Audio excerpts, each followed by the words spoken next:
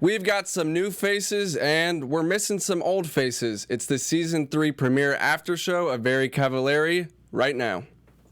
I'm Maria Menounos, and you're tuned in to AfterBuzz TV, the ESPN of TV talk. Now, let the buzz. What is up, guys? Welcome to season 3, episode 1 of the after show for Very Cavallari.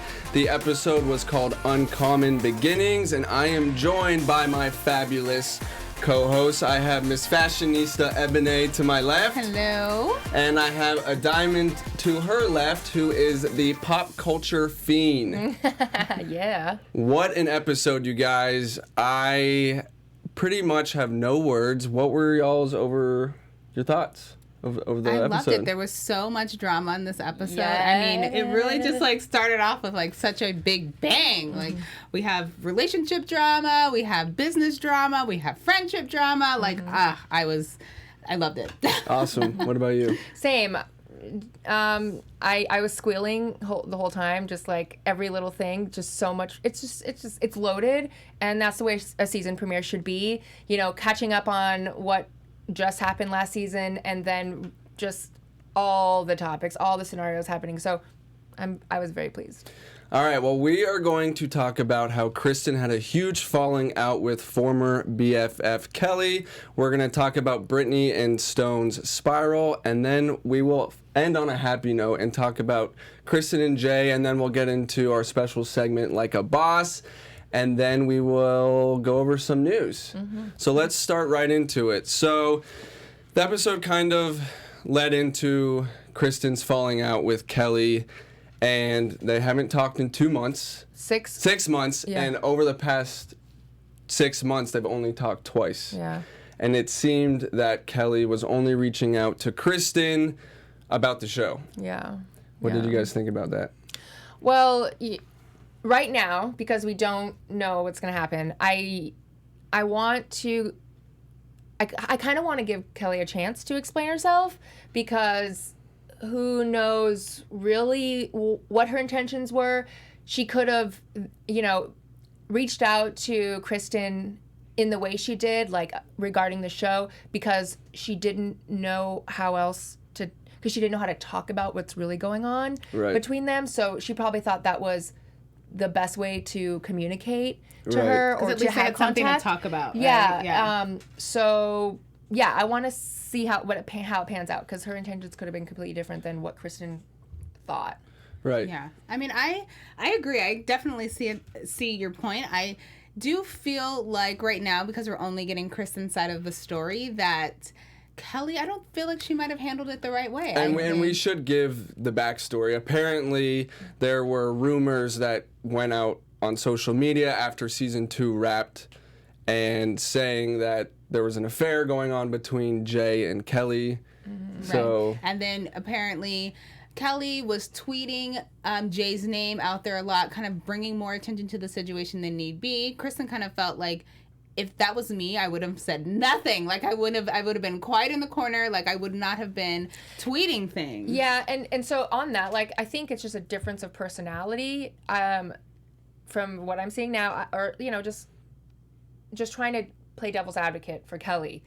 What if she was really just trying to poke fun and and talk about the issue?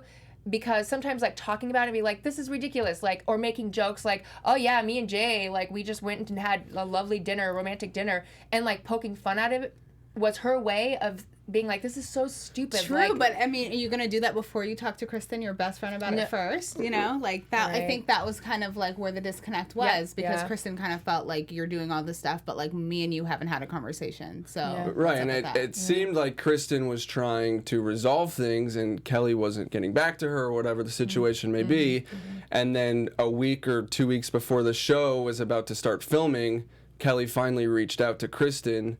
And so it just kind of seemed like terrible intentions. Yes. If anything, what did you say? I said it looks like terrible intentions. Oh yeah. If anything, the right, hindsight 2020. If anything, Kelly should have went to Kristen, and if anything, they both could have gone in on the joke and just poked fun at these people who were making these assumptions and accusations. So, but yeah, she went about it in the wrong way. It probably, social media and people bullying you and like picking on you, and it something that's not true, not true, getting blown out of proportion, people react. And I think she might have reacted, and that was her. Right. Maybe she shut down a little bit and wasn't able to communicate because it did affect her in a way that maybe she wasn't expecting I mean, it the to. stories of, everybody involved is just like... Yeah, I mean, that's like your best friend being accused of sleeping with her husband. I mean, you guys are close. So Right. I feel like, yeah, And that's a weird wish, topic to talk about. Yeah, and I wish I could have seen on this TV tonight what the tweets said, because they went too fast. What was Kelly saying? Was she just kind of going along with...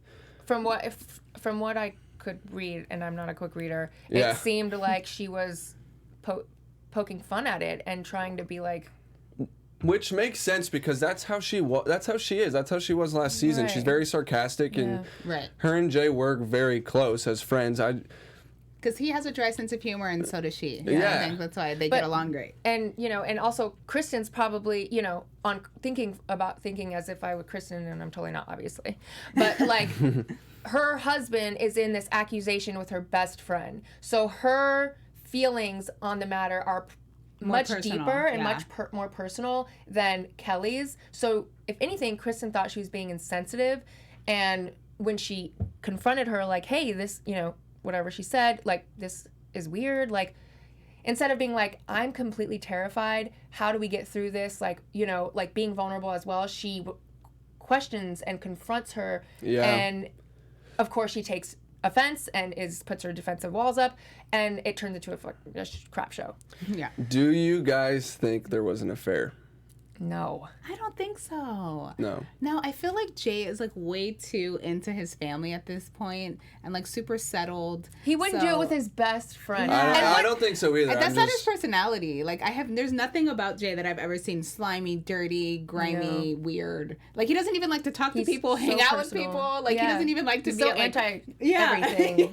Like antisocial. So I like can't even imagine that he'd be wanting and if to like sleep with her best friend. If he was, I think Kelly would have reacted differently. Mm-hmm.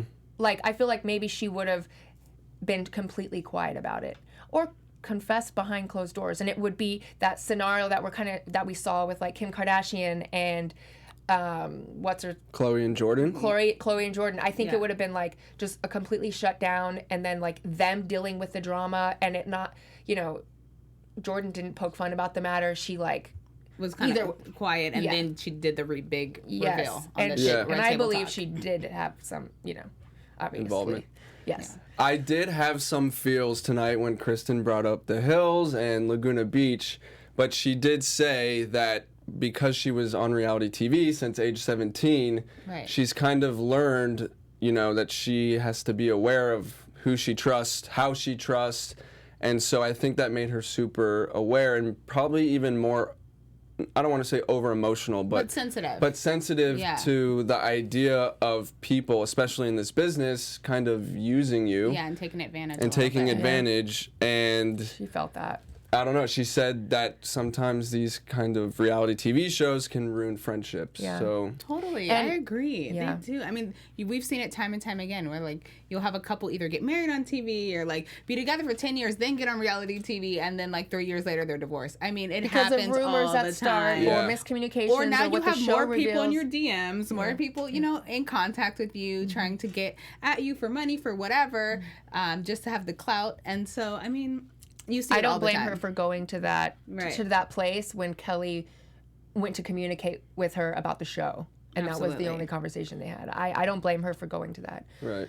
Well, in the preview for next week, we do see that Kelly shows up at Justin's door, so she is in Nashville. And I'm excited. I'm excited too. I think that episode is so exciting. Honestly, as soon as we saw the hills, I was like, oh my gosh, is it Kelly? Yeah. But honestly, we want you guys to tune in and let us know what you guys think about this whole thing. Thank you so much for making us the ESPN of TV talk. We are here to share our opinions about the show that you love, that we love to watch.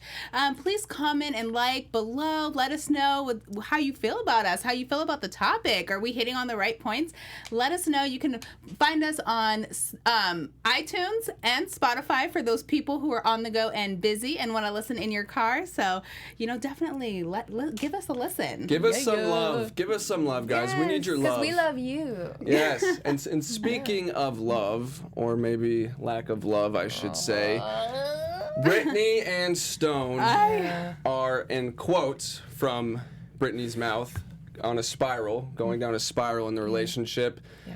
I found it very interesting when she said they have not been intimate. Right. I feel like that's when you know things may be rocky. Completely. What were y'all's thoughts on those two? Well, okay, so I can relate to her in the sense of, your job being very demanding and then not having the energy to deal with someone who isn't supportive of you.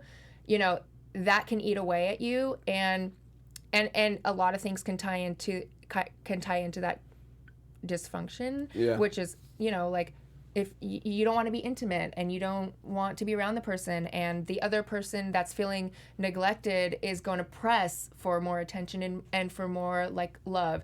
And there's a huge lack of communication, vulnerability, and also, like, understanding.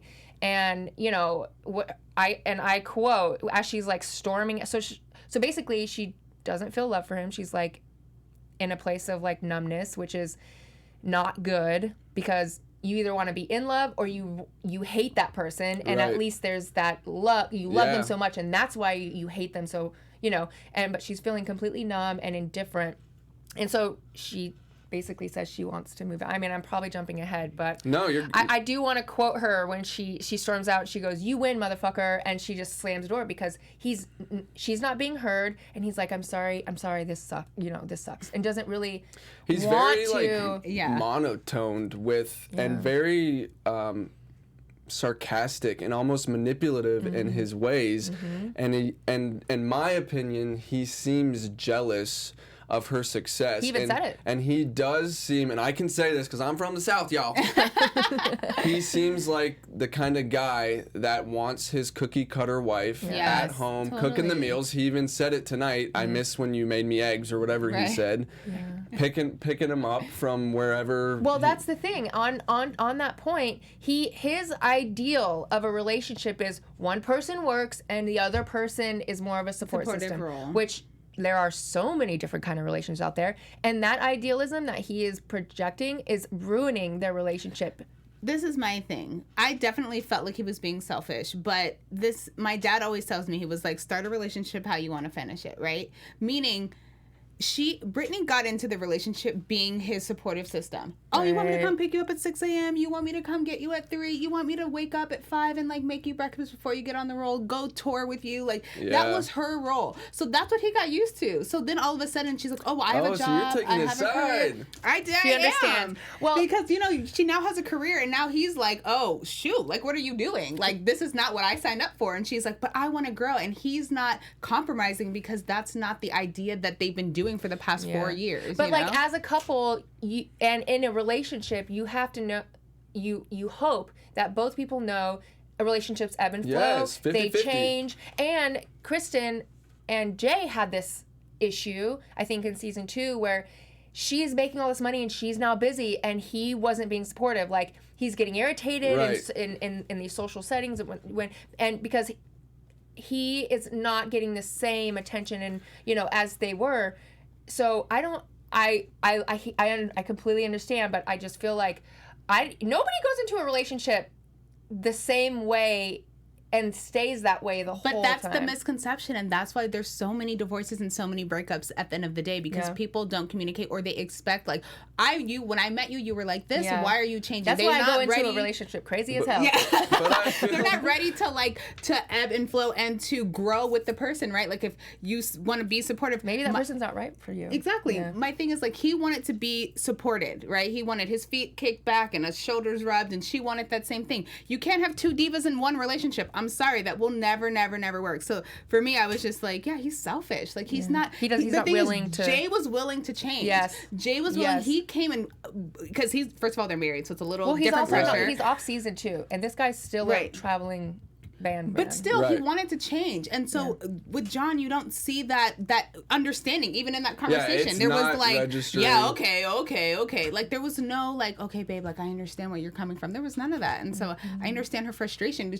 The thing is, in past seasons, they've had this conversation so many times, it's not even funny. Changing. Nothing's changed. And all the things she was saying, like, oh, I'm so tired, oh, I'm so blah. No, those were excuses. Like, Right. she just wasn't into the relationship. And she thought he was going to change, and he didn't. Right.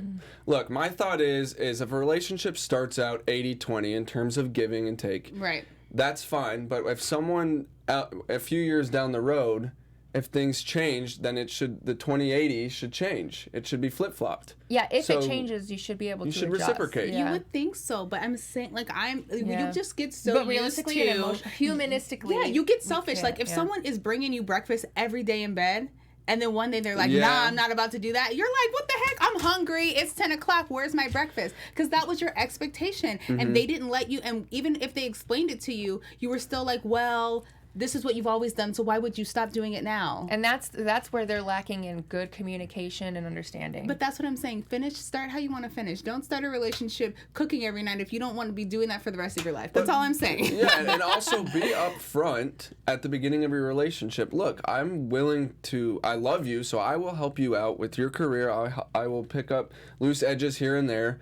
But when it's my time to shine, I need the Right. same in return. then yeah, give it back. I think Brittany didn't think her career was going to go that way. You get Yeah. me? Like, She was, like, 'cause all she in was the love touring bucket. around with him, I think, Yeah. following him Right. and stuff. So, and that's how she met him. So Yeah, I don't yeah. think she knew what she wanted in life to begin with, and so she Now that didn't she go has into it. the relationship with a career idea, and this just happened to fall into her lap, and so it kind of grew from there. And so that's where, like, the unbalance and disconnection is, I think. Right, and plus she's receiving more exposure from the show, and I'm Totally. sure he's not liking, and I'm sure her DMs are Right. flooded. Yeah, 'Cause, exactly. she's a pretty girl, so You're right. Absolutely. you know, And I that- think he's yeah. insecure. A little jealous. Absolutely. All right, well, we started out with some kind of negative stuff, but dramatic stuff heavy, from yeah. tonight's episode. Yes. Let's kind of shift gears and go a little lighter. Let's talk about Kristin and Jay. Oh, so First cute. 2 seasons, they kind of were struggling a bit in the relationship, going back to the 80-20. Jay had just retired from his NFL career, and so while he was playing, Kristen was at home with the kids, not Alone, really yeah. working. She'd do her appearances here and there. But And then when- developing Uncommon James. You Right. know, yeah. Right, and so, you know her from her days back on the Hill. She's a high-strung woman, so she's not going to sit around. But she No, was, she's a go-getter, yeah. and she was being a good wife and helping out when needed. And so when Jay retired, and Jay did not kind of shift gears as a stay-at-home dad, if you will, she called him out. And they worked through things at the end of last season, or they had talked about it. And so entering the season 3 premiere, it seemed like they were on a great track. They were meshing. He's in the show more, like, Yeah. in the beginning, Yeah. he He is didn't want to have loving any this. part of it. Right. You can tell there's some annoyances and he's still a little awkward and really not comfortable with a lot still, but he's making an effort and it's being That's all that matters. showing. We just want to see an effort. Yeah. I thought their date night was so cute. Like, I love that she was like, we're making an effort to, like, do date night. And then I love how they got oysters, and he was like, she was going to Yeah. go in for it, and he was like, no.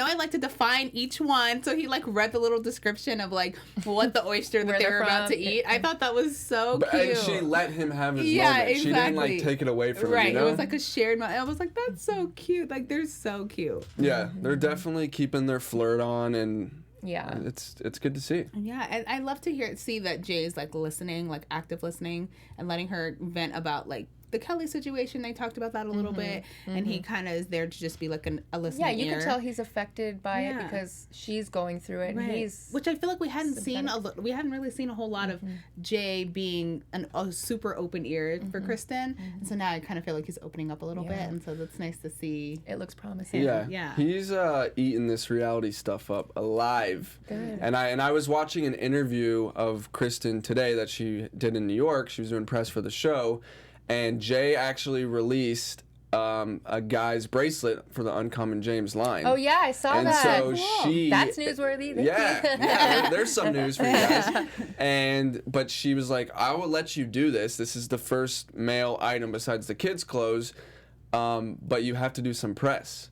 So I guess he's been doing, or they're doing an event. This is some news, guys. They're doing an event for Valentine's Day, and he's gonna go and attend. That's awesome. I love that. I think, and that's so the thing. supportive. I think that's might be what he's now finding a place, a purpose, or his place in the show. And Kristen has helped him get that platform, which is, Yeah. Yeah, you know? it's such a great balance. Great, and also. I do have to say, since I'm the little fashionista on the panel, Yeah, you right? are. Yeah. Yes. Kristen's outfits tonight, you guys, Oh my they were gosh. so cute. Like, first of all, when she made that, it was like towards the beginning when she had that orange dress on. I was like, yes, a little pop of color. I love me a good orange moment. And then towards the end when she was getting lunch or like brunch with her girls, her mommy friends in Chicago, this little pink little chiffon number she had going on with the back out. I was like, okay, it's like, I love that she keeps her sexy even though she is a mom of 3, but like in a classy way. It's not like showing too much. Like we've never seen a naked photo of her. Like it's not like, you know, raunchy. It's very classy. Like, and I love her outfit. So yeah, I think She always, keeps she it always fit. looks she always good. brings it all the time. Well, Kristin and Jay, we are very happy that you guys are on the right love track, and we are going to move into our special segment. Miss Ebone, take it away. Yes, like a boss. So we're going to be talking about that. We're going to call out some moments in the show that we thought people bossed up. Okay, so my thing that I thought bossed up was Kristen. She bossed up by firing all of those lazy employees at Uncommon Rude James, okay? people, yeah. Because they were just terrible. Like, I'm so happy that we're off the drama at Uncommon James and more focused on like family, her friends. Like, I'd like to see more of that. I didn't like really care to like see so much of like the drama of Uncommon James because it was so like blah. And then on top of that, she hires her best friend to do the consulting to kind of bring her business to another level. So I think kudos to you, Kristen. Yes, for bossing Put your up. foot down. Yes. Very good. What about you? So the person I thought bossed up was Brittany. Oh, you took mine. Oh. I'm just joking. I took it from you. Definitely, you know, just in that moment when her and Stone are talking in his music room or whatever that in their house, I don't know, and she, you know, she's not feeling heard. He's kind of giving that blank face, like not taking her seriously, and instead of allowing him to control the conversation, she had to get a little loud and make her presence known and be like, you're not respecting me. You're not hearing what I'm saying. I'm out. I'm sick of this. It's been 4 years. You don't take me seriously. So I felt like she really bossed up in that moment. And, you know, and then stormed out. And, you know, as looking at the next show, she's moving out. And that's going to be really difficult for her. But she made that step. Love it. In the direction of something she felt she needed. Yeah, and that's she's a been boss up sticking moment. with that relationship for a really long time. Yeah. So I'm glad he's that not even she's cute, finally but making yeah. that decision. Well said. I'm going to have to ditto everything you just said because they didn't really give us that much tonight in terms of Uncommon James drama. Right. So it's usually Kristen doing the boss moves. And yeah, tonight I think Brittany, she stood up for herself. And it seems like in the past she may have been not hesitant to, but Not sure afraid. I feel like she was afraid to. She would talk about it in her confessionals, but I feel like she's been timid to face the reality that this relationship is not gonna work. Or face him. Right. You know, Right. and I feel face, like stand up for her to him, and I think she's been kind of more timid because she was like, maybe he'll change. Yeah, and he's Not gonna change. changing. Or maybe even feeling a little, I don't know if guilt's the right word, but like you said, she knows she came into the relationship a certain way, and that probably presented a certain expectation. Right. So maybe she was fighting with that a little bit, and who she now is and what she now wants versus who she was and how long she's been doing that. Right. So I think maybe that's that's the pullback. I think on we the- definitely saw a lot of that, Yeah. especially in the confessionals tonight when she was talking about that. She was like, you know, I've been here for 4 years. I love him, but like, I don't know really what to do. I don't know how to handle the situation. I don't want this anymore. Yeah. If we want to add a little boss up moment, I'm gonna give a shout out to Jay for bossing up and being like more involved in the Yes, episodes and yes, bossing up as a yes. husband and a lover and towards Kristin and, you know, and her endeavors. So Love it. Lost that moment there. Yeah. All right, guys. Well, I think we should move on to our news segment. Miss Adiamond, take it away. All right, you guys. So as you know, like Kristin and Jay, they do not want to put their kids on the show. And I read this news article, and the producers are always pushing. I mean, people are, you know, other outlets are always pushing her to get them on the show. And so I have a little quick quote of what she said about all that. She says, they're not on the show at all. They would be around. We were filming sometimes, and they would watch the monitors, she said. They loved being around it, but we want our kids to be kids. I don't even really show them on social media. If I post them, it's of the back of their heads or something to that degree, and you'll see the photo up there. When they're old enough to decide if they want a camera following them around, that's one thing, but they're 5, 3, and 2, and I want to keep them that way. So, you know, with that being said, I respect that. I think a lot of people on TV are really quick to show their kids, celebrities included, who aren't even reality stars, and it's kind of not fair, you know, to the kids. They get a lot of publicity or attention before their little bodies and minds can even understand what's happening. Right. And that's altering. And hey, if you want your kids to be altered in that way, totally fine, I get. You know, you're their owner, so you can decide that. But I love that she's allowing her kids to make that decision. And I think her philosophy on the matter is that she is allowing her kids to be who they are, and she's not going to like make them do something. Exactly. Unlike certain peeps out here in Calabasas whose kids were birthed on camera and have grown up in front of the camera. So it's a different breed of kids that's going to be coming in. Completely. I mean, you get like the sense of entitlement as like a reality kid. I mean, people are going to be making fun of you. People are going to, you know, and I don't think that that's fair, first of all, to like be making fun of kids, but understanding. Yeah, definitely. And I like that Kristin isn't going to show her kids. I think that shows like a strong idea of like her motherhood and how she feels about it, and being a reality star at a pretty young age. Yeah, and she knows what it's like to be made fun of, teased, be put against each other, and all that cattiness. And she's like, no, I don't need that with my kids. Right. Yeah. Look, it's just another boss move by Kristin. Yeah. Boom. And she's a great mom. And you guys, I think that's just about it. So let's go into some predictions for next week. Your AfterBuzz TV predictions.